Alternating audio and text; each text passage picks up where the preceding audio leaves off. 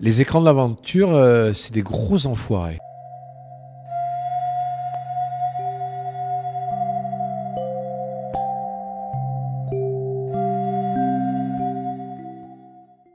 Franck Bruno, 53 ans, aventurier à cloche-pied. À 18 ans, je pars sur la guerre du Liban et je reviens avec une jambe en moins. L'aventure, c'est vivre ses rêves et aller jusqu'au bout de ses rêves. C'est transformer les utopies en objectifs et transformer donc ces objectifs en réalité. C'est Saint-Exupéry qui disait « Fais de ta vie un rêve et de tes rêves une réalité ». Seul, en vérité, ce sont des voyages de l'intérieur. Ce sont des voyages qui vous mettent dans la gueule plein de choses. Dans notre quotidien, avec tous les écrans, avec la foule, avec le monde, on s'aperçoit que on est tout le temps en connexion, mais pas avec soi-même.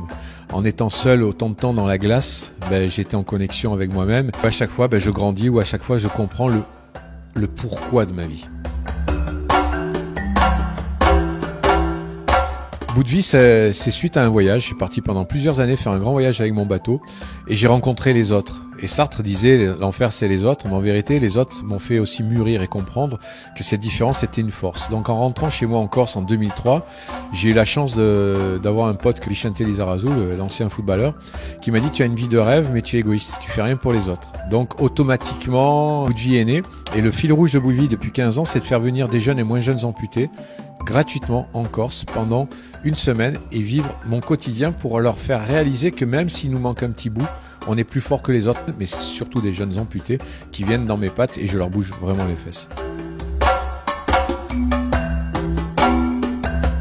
Au lendemain, à 18 ans, quand je perds la jambe au Liban, quand je me réveille, qu'on m'a annoncé qu'on m'a amputé de la jambe droite, c'était une catastrophe. L'alchimie de la vie fait que 35 ans après, c'est devenu une puissance incroyable. Et quand j'arrive dans certains endroits reculés avec des natifs et qui comprennent qu'il me manque une jambe, les portes s'ouvrent. Parce qu'on me dit, mais attends, il te manque une jambe et tu arrives de où? Du Canada. Canada, je sais pas où c'est. J'ai dit, ouais, tu vois le camp Blackburn? Ouais, c'est 400 fois cette longueur en kayak. Waouh, avec une jambe en moins. Bon, ce soir, tu dors à la maison, etc. Je pense que ça vient grâce à ma jambe qui s'appelle d'ailleurs Maggie Ball. Facile.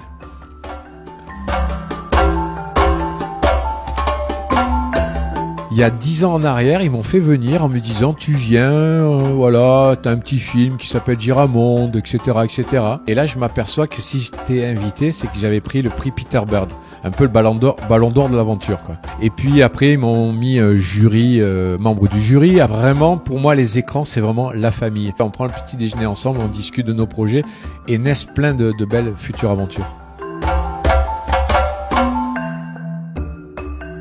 C'est un koala qui peut ressembler à une peluche, mais qui n'est pas une peluche, qui s'appelle Joseph la mascotte, et elle me suit dans le monde entier. Dans le feu au soleil ou pas?